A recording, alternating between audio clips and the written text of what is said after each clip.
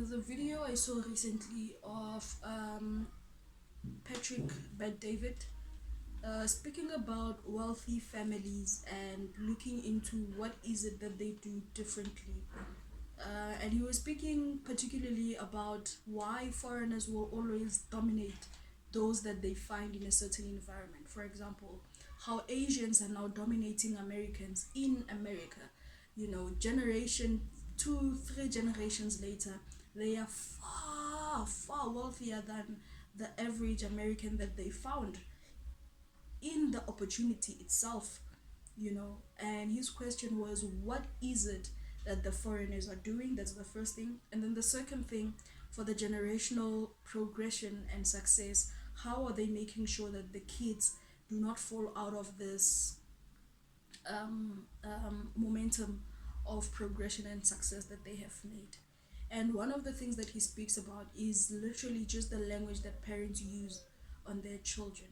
And I think his numbers was that the successful kids are more inspired and motivated at home just through language 500 times more than the average person who grows up with insecurities, who grows up never believing that they are enough, never believing that they have what it takes, never believing that they are worthy of a very good, great, successful life of abundance.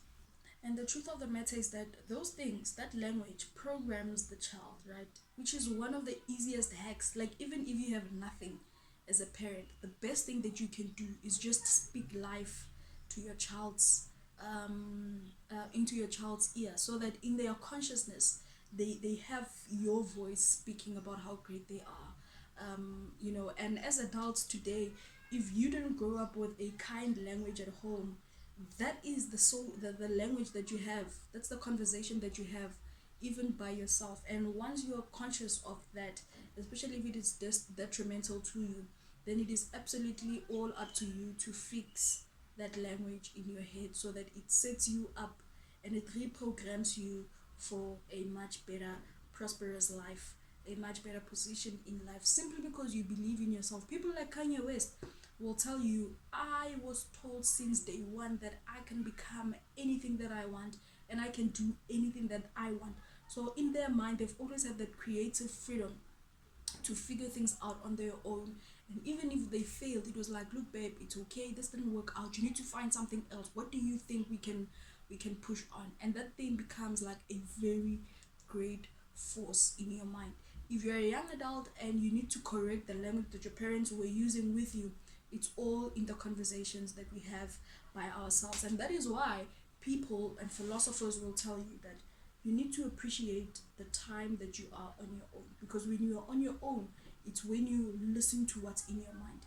Actually, meditation allows you to just watch what's going on in your mind so that you can start looking at what needs improvement, which then needs you to actively change that conversation. As time goes on, when you're alone, you start picking up the conversations that are detrimental to you, and you start switching the directions of those conversations, and you start finding ways to shun out these voices that are breaking you apart, and you start reprogramming your mind, and you start using much more positive language, much more empowering language for yourself. But you can only do that once you are aware. Otherwise, you just take on those words and voices in your head as the absolute truth, where else we know that they are actually limiting. They limit your own abilities, they limit your version of how great you can become. So a lot of correction needs to be made, and it's going to it's only you that can fix that conversation that you have by yourself. And at some point, you also need to watch the conversations that you're having with yourself. What is it that you are telling yourself? And one of the things that I realized, I always say, take the red pill of truth. Parents, for example, will say things like, geez, I don't know what to say. Um, Comparison. I like the idea of comparison, right? They'll always compare you. Yeah, if you don't what, you're gonna end up like Mangman. Look at Mangman. Like, they make examples of all these people. But apparently kids don't like that thing. but I only believe it's only because parents don't use like the proper language for it. But the idea is very solid, because what they're trying to show you as a child is that your decisions will land you somewhere, and if you want to land at a different place, you're gonna have to change now the conversations, or whatever it is, how you act, how you spend your time, how seriously you take, maybe, I don't know, whatever the case may be, your sports, your school, whatever. Like, I just believe that the idea is great, but it's not presented very in a very palatable manner, so kids don't like that. But as you grow up, because I like to see these posts that says, yeah, our parents were correct. Guys, I think it's time we admit that our parents were correct when they were saying ABC. And a lot of the times they were correct. The delivery of the speech just didn't land properly. Now, as a grown up, if you're paying attention to these things and it makes sense to you to say they were correct with one, two, three, I just didn't like how they delivered the thing, then it's up to you to fix it in your mind to say, this message, how do I take it positively and use it as a building block for myself, instead of something that's limiting, instead of something that I use against my parents to say they've always compared me, for example, whatever the case may be. So yeah, man, that's all I wanted to say. Pay attention to your internal conversation. Make it positive, make it great, make it empowering for yourself. Correct correct your own programming. Actually, the early stages of adulthood should be about that. It should be about correcting some of these things, because some of us are parents, so it makes you look into how you were parented and look for the best parts of it, so that you can improve on it and implement it, and then discard everything that you'd love to believe was a bit toxic for you.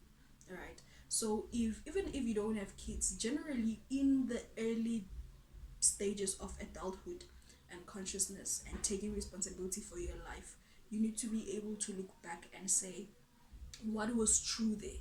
What Remove emotions and just be like, what was true in all of those statements that I used to believe are breaking me down, right? Because the truth of the matter is that they don't really break you down. It is the honest truth that they were telling you. Maybe you didn't have the mental and emotional capacity to contain and process it. But now that you're a bit older, you need to revisit those things and be like, were they right or were they wrong? If they were right, can I move on with this thing? And if they were wrong, why were they wrong? And why should I leave this type of thinking behind? Let me know what you think.